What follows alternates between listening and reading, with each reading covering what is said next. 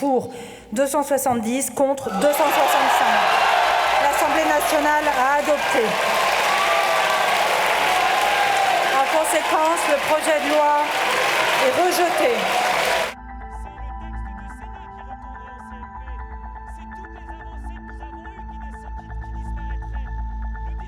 Voter cette motion de rejet, c'est seulement mais nettement reconnaître la situation politique et parlementaire telle qu'elle est.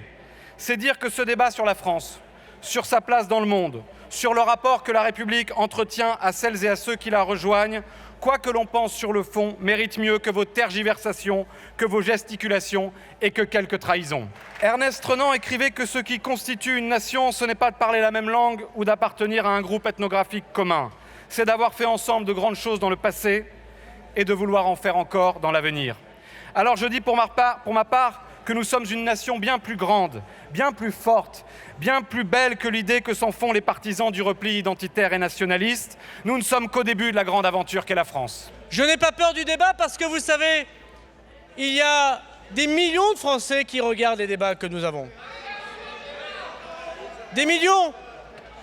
Et des millions qui vont voir les députés du Rassemblement national et certains députés des Républicains voter avec M. Lucas qui veut la régularisation de tous les sans-papiers.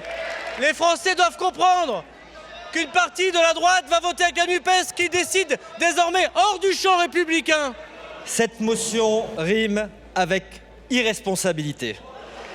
Irresponsabilité car son adoption priverait la représentation nationale d'un débat qui, quelle qu'en soit l'issue, est indispensable et souhaité par les Français.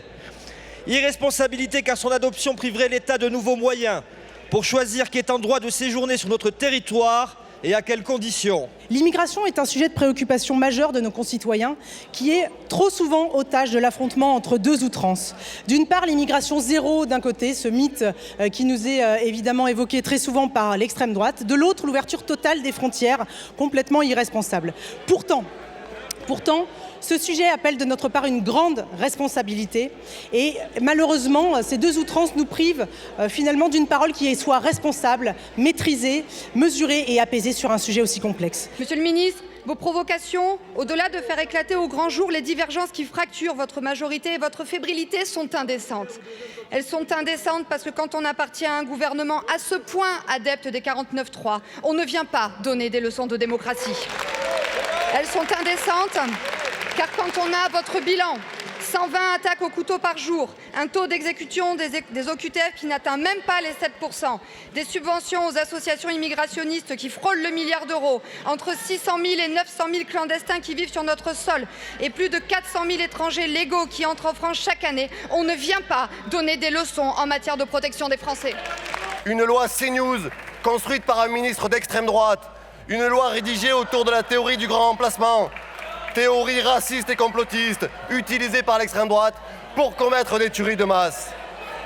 Monsieur le ministre, nous le répéterons à chaque fois, il n'y a pas de vague migratoire incontrôlée en France, il y a une crise de l'accueil. Malheureusement, votre gouvernement a laissé piétiner en commission des lois le texte issu du Sénat, le texte de fermeté issu du Sénat. Ici même, la semaine dernière, votre gouvernement a refusé, a balayé d'un revers de la main la proposition de réarmement juridique de notre pays proposée par Éric Ciotti à travers une modification de la Constitution ou par Michel Tabarot à travers la dénonciation de l'accord de 1968.